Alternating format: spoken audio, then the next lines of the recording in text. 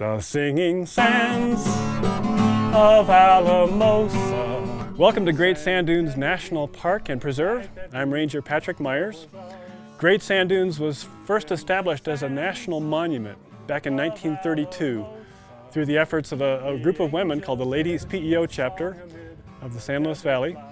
And these ladies lobbied Congress and the president back then to establish this as a national monument to protect the biggest dunes in North America, the tallest dunes in North America. The San Luis Valley is about the size of the state of Connecticut, and it was once covered with a huge lake. It was basically like one of the Great Lakes.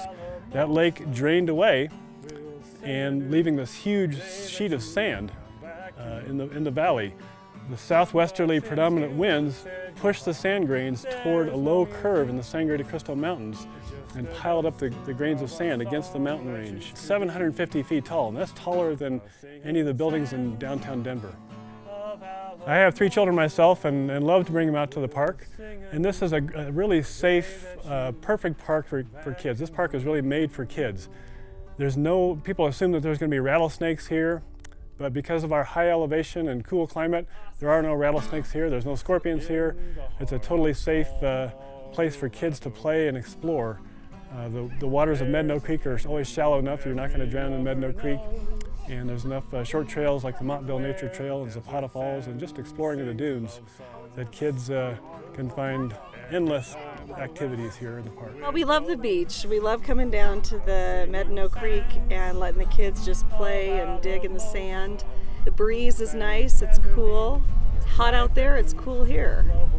Definitely stop at the visitor center. There's a lot of really cool interactive exhibits for all ages. There's a lightning tube that you can touch and learn about how lightning strikes the sand and forms pieces of glass. There's a video microscope that you can look at the grains of sand up close and see the different mineral colors in the sand and then match those to the rock and mineral table to see what rocks and minerals make up the composition of the sand. Many visitors like to spend 2 or 3 days and camp overnight here. We have a national park campground called Pinyon Flats Campground.